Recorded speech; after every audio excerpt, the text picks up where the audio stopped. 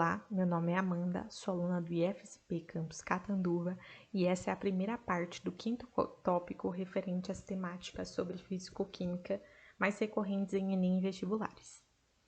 Começaremos no vídeo de hoje com um estudo da termoquímica, mas antes é necessário a revisão de alguns conceitos importantes, antes de fato revisar a matéria em si. Bom, falaremos um pouquinho antes sobre sistemas químicos, né? Então, quando um objeto de estudo ele é definido, né, é preciso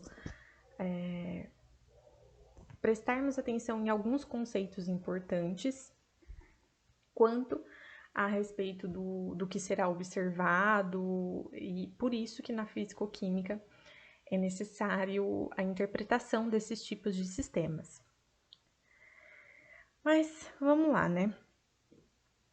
Definindo a questão de sistema, exterior, vizinhança, fronteira, né? Bom, sistema vai ser a parte do universo em que pretendemos estudar. O exterior, ele não vai fazer parte do sistema. Temos também aí o conceito de vizinhança, que é a parte do exterior que vai poder interagir com esse sistema, e também a fronteira, que vai separar a vizinhança do sistema e também do exterior. Quanto aos tipos de sistema, eles podem ser classificados de acordo com o seu tipo de relação com o exterior. Então, por exemplo, os sistemas abertos, eles sempre vão existir troca de matéria e também de energia com o exterior. Já no sistema fechado, sempre vai existir a troca de energia, só que o exterior ele nunca vai estar trocando, né, fazendo uma troca mútua de matéria. Nos sistemas isolados, isso é um pouco diferente, né, dos ambos que eu citei. Não vai haver troca de energia e muito menos troca de matéria com o exterior. Agora sim, referente ao estudo da termoquímica. Bom, desde a pré-história, né, quando o homem ele percebeu a importância do fogo como um elemento aí essencial para a sua sobrevivência, traduzido, obviamente, na sua forma de luz e também de calor, a relação da humanidade com a energia, ela se tornou mais permanente, né? Mais próxima.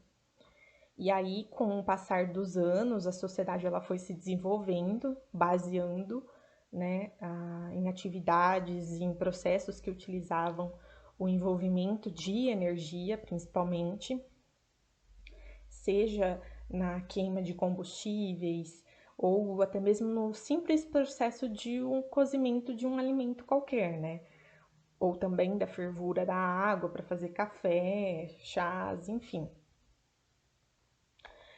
Uma das consequências do progresso da humanidade, nesse caso, ocorreu principalmente após a primeira revolução industrial, né, onde foi notado um aumento maior no consumo de energia,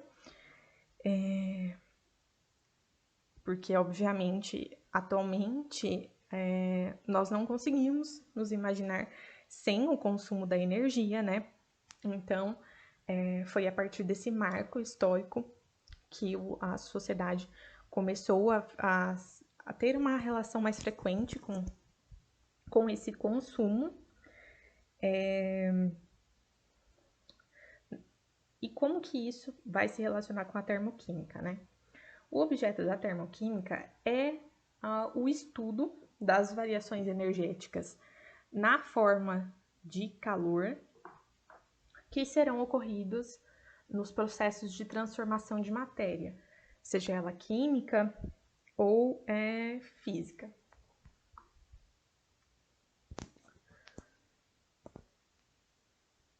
Bom, começando aí com os conceitos importantes da termoquímica.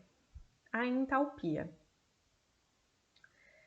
Por definição, a entalpia vai ser o conteúdo de energia na sua forma de calor. Lembrando que não há como fazer uma medida absoluta da entalpia de um sistema, né? Porém, é possível determinar, por meio de calorímetros, a variação da entalpia que vai ocorrer no processo de transformação do sistema.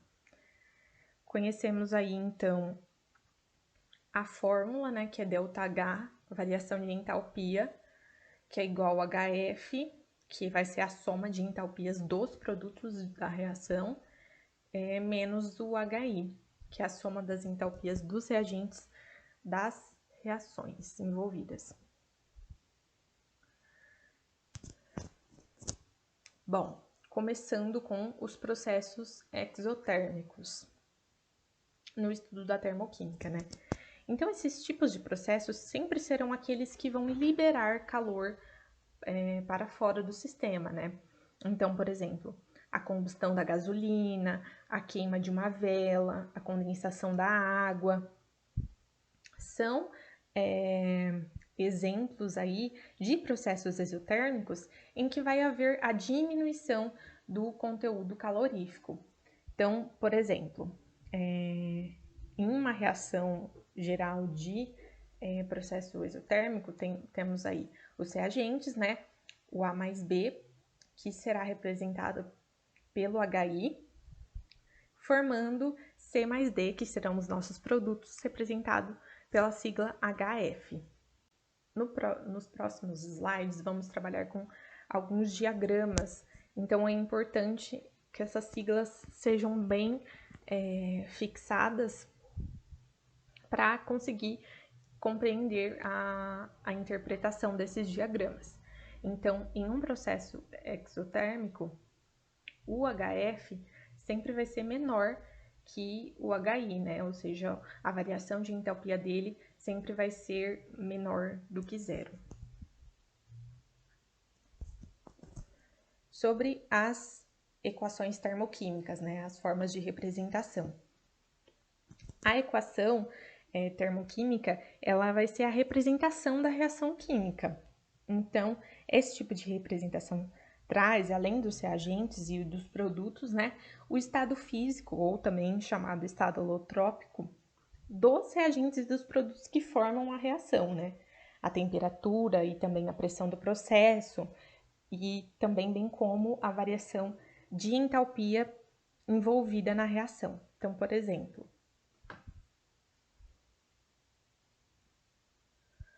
representação por forma tradicional. Essa daqui é uma reação onde vai ocorrer a queima do etanol, né? E a forma tradicional é destacando-se o ΔH, né? Ou seja, a variação de entalpia. Então, em um processo exotérmico, com representação tradicional, você vai ver sempre esse destaque aqui, né, de informação, né, o valor da variação de entalpia, sempre abaixo da reação química.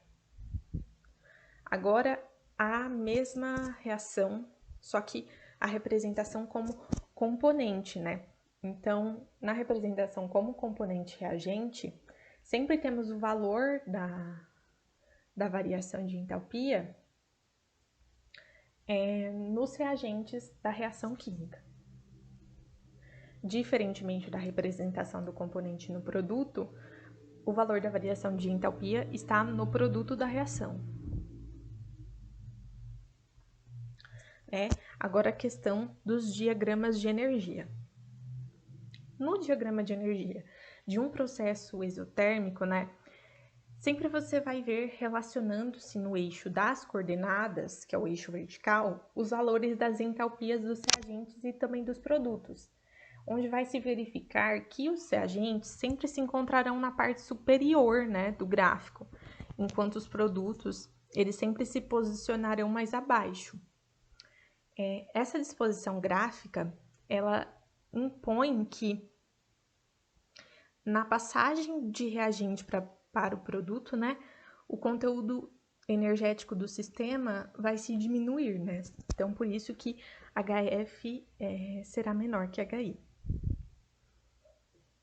E a variação de entalpia será menor que zero. Portanto, né, os produtos que possuírem uma entalpia menor que os reagentes pela perda de calor, o ΔH vai ser negativo. Vamos para um exemplo agora, né?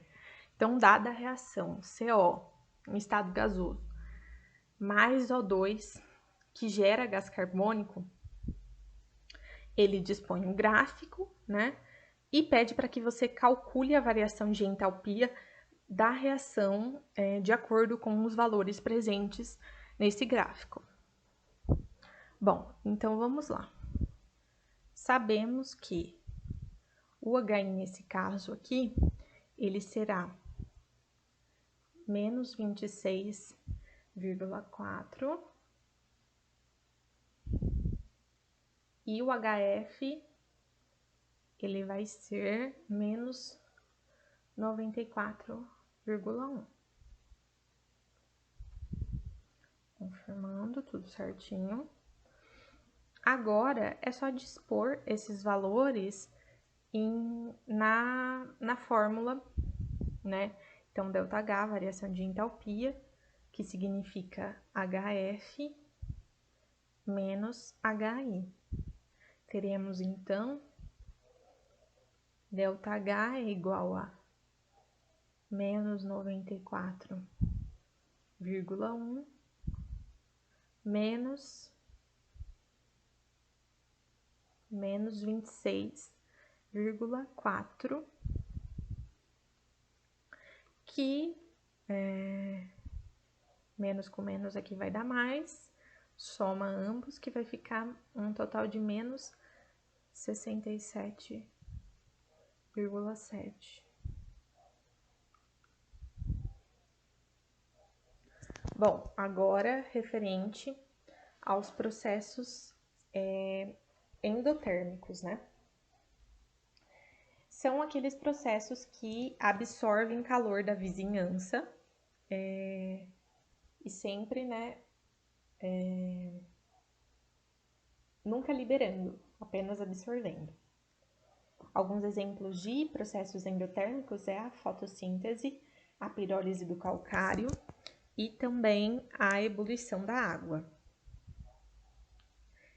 Existe um processo, né, do conteúdo calorífico desse sistema, né, onde vai aí ocorrer a absorção desse calor, né, ou seja, nós podemos concluir, né, no final do processo, que a quantidade de calor, né, ou seja, o HF, que vai ser contido no sistema, ele vai ser sempre maior do que aquela do início. Ou seja, né, teremos aí a fórmula geral A mais B, que gera C mais D.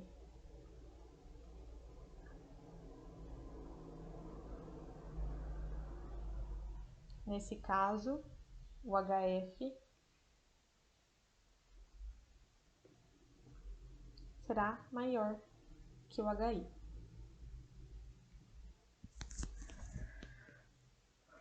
Lembrando que o ΔH dos processos endotérmicos, ele sempre será positivo. Um caso, né, das representações tradicionais com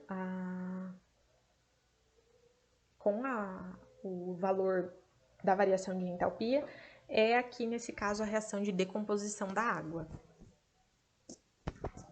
Representação do componente, sempre no reagente, com o valor da entalpia. E também a representação do componente no produto. O diagrama de energia no processo endotérmico, ele também relaciona os eixos das coordenadas, né, na parte vertical, os valores das entalpias dos reagentes e dos produtos, né? Porém, ao contrário dos processos exotérmicos, vai se verificar que os reagentes sempre se encontrarão na parte de baixo do gráfico, né? Enquanto os produtos eles sempre serão posicionado sempre acima dos reagentes. Essa disposição gráfica, ela vai impor que, na passagem de reagente para produto, o conteúdo energético do sistema aumente, né? Por isso que o HF é sempre maior que o HI e a variação de entalpia é maior do que zero, né? Os produtos, eles também possuem uma entalpia maior que os reagentes. Logo, vai se constatar que houve um ganho de calor e o ΔH é positivo. Bom, esse exemplo 2, que pede para calcular a variação de entalpia da reação. Então, temos aí a formulinha, né? Ou seja, o HF, o ΔH, que é igual a HF menos HI, os valores, menos 26,4 e menos 94,1.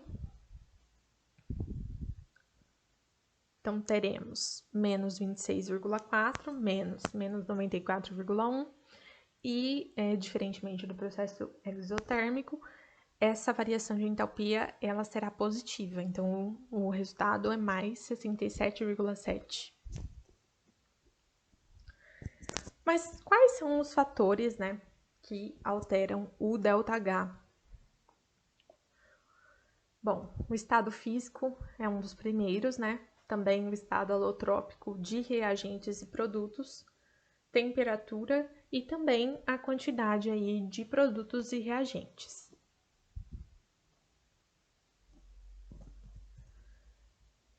Agora, revisando a questão da lei de Hess. Bom, em 1840, Henry Hess, trabalhando na determinação de certos valores de reação, né, cuja medida experimental era muito difícil, constatou-se que a variação de entalpia de uma reação química depende apenas do estado final e inicial, não importando o caminho da reação. Mas o que isso quer dizer, né? O que significa? Significa que a variação de entalpia de uma reação, ela apenas depende do estado final e inicial, né? Isso quer dizer que, em um determinado processo, mesmo que exija a realização de várias etapas intermediárias, a variação de entalpia, né, ou seja, o ΔH da reação global, ele continuará sendo a diferença entre o estado final e o inicial do sistema. Então, o que importa é sempre a etapa inicial e final. Não importa o caminho que você usou para chegar em um lugar. O que importa é de onde você saiu e aonde você chegou. Bom, para representar todas essas informações, vamos ao exercício teste. Então, temos aqui um enunciado da UFF do Rio de Janeiro, que nos diz o seguinte: quando o benzeno queima na presença de excesso de oxigênio, a quantidade de calor transferida para a reação constante está associada à reação, né? E aí ele nos dá uma reação. O calor transferido nessa reação é denominado calor de combustão. E aí ele pede para considerar outras 3 reações. E aí ele nos pede: o calor de combustão do benzeno será...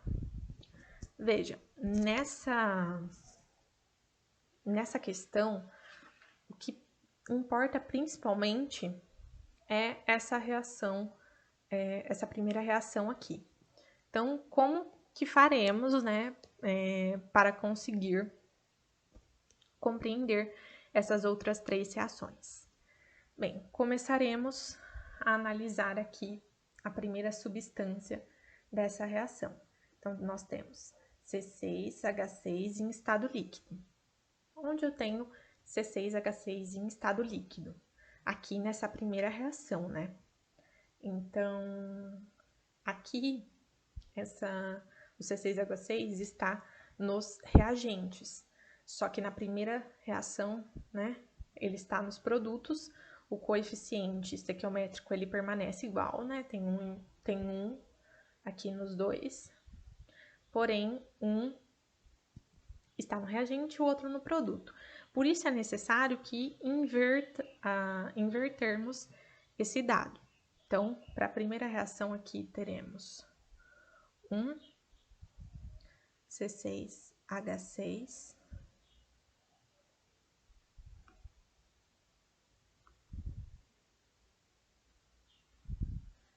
que irá gerar, então, C6 mais 3H2, né? O ΔH dessa primeira reação será menos 40. O ΔH aqui será 49, menos 49, porque vai precisar, porque invertemos, né? Menos 49. Na segunda reação, o que teremos, né, aí de observar é o oxigênio. O oxigênio ele permanece nos reagentes, né, dos dois lados, porém o coeficiente estequiométrico dele é bem diferente. Então, deixaremos ele por enquanto. Agora, a questão do carbono, né, do gás carbônico. Temos os dois nos produtos, porém o coeficiente estequiométrico permanece diferente. O que faremos? Manteremos só multiplicaremos o coeficiente para conseguir acertar. Então, essa segunda reação ficará C6 mais 6O2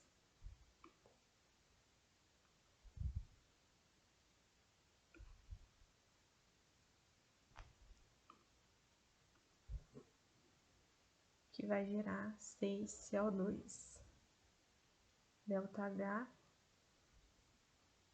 menos 2 361 KJ também. E por último, né, temos aí a água. Também permanece nos produtos, então não é necessário inverter. Temos aqui, então, 3H2 mais 3 de O2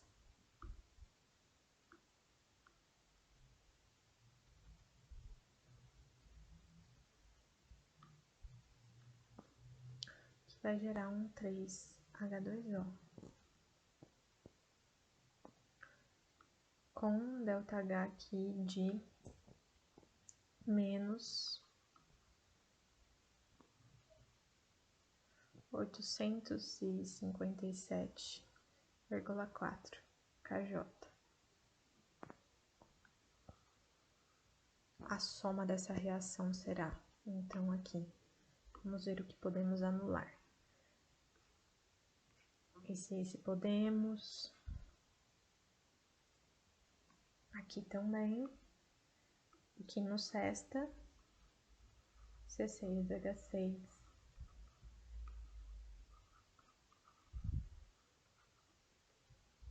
que vai gerar, então, 6CO2 mais 3H2O.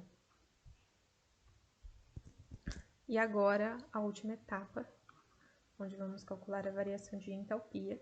Então, nós temos menos 49,0 KJ mais menos 2.361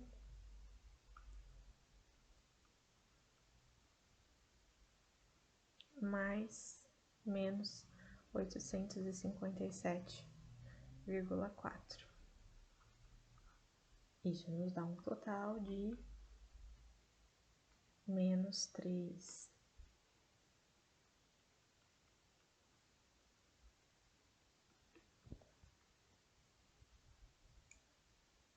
A resposta correta, então, é a alternativa D, né? Menos 3.267,4. E essa foi a nossa aula de hoje. Curtem, comentem, compartilhem e até a próxima!